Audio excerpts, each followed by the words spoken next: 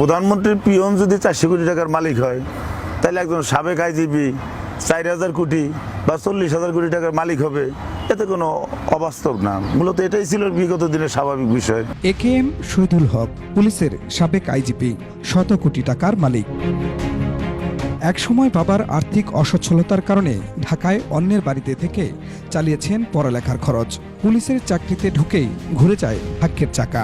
চাকরির পরে থেকেই তাদের ভাগ্যের চাকা করতে শুরু করে। টিনের চালাঘর ভেঙে হয় তিনটি আলিশান বাড়ি, বনে যান শত শত বিঘা জমির মালিক।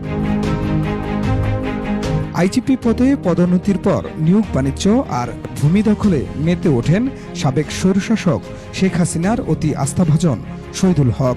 বাবা মার নামে গড়ে তোলেন মজিদ জরিনা ফাউন্ডেশন নামে একটি দাতব্য প্রতিষ্ঠান। অথচ অভিযোগ রয়েছে সেই মজিদ জরিনা ফাউন্ডেশনের নামেই শুরু করেন চাঁদাবাজি।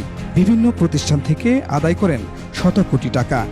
নজরানা আদায়ের নামে পুলিশ কর্মকর্তাদের কাছ থেকেই নিতেন নিয়মিত মোটা অঙ্কের টাকা।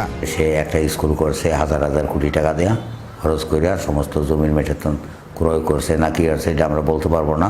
শহীদুল হকের প্রভাব খাটিয়ে ছোট ভাই ইসমাইল হক এলাকায় চালাতেন সন্ত্রাসী কর্মকাণ্ড। ভোট জালিয়াতি করে দুইবার হয়েছেন শরীয়তপুরের নড়িয়া উপজেলা চেয়ারম্যান। স্বর্ণ চোরাচালানের মধ্য দিয়ে ইসমাইল অঢেল সম্পদের মালিক হয়েছেন বলেও রয়েছে অভিযোগ। বিভিন্ন থানার অফিসাররা তাদের হাতের পুতুল ছিল। যখন যা কইতো তখন নিরহ মানুষের অন্যায় অত্যাচার জুলুম করতো। বিভিন্ন প্রকারের ব্যবসা বাণিজ্য তারা জড়ায় পড়ে।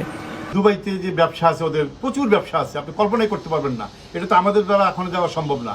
তো 3,500 কোটি টাকা এই যে একটা অখাদ্য গ্রামের পরিবার, একটা উনি একদম সামান্য পুলিশের যখন এসপি ছিল, আইজি হয়েছে, তার বেতন করতো, তার স্কেল করতো, সে এত টাকা কোথা থেকে পায়? মিরপুর শহীদ স্মৃতি কলেজ থেকেও কোটি কোটি টাকা লুপাটের অভিযোগ রয়েছে শহীদুল হকের বিরুদ্ধে। খুরশিদ আলম মুকুল, ডেস্ক রিপোর্ট, 21 টেলিভিশন।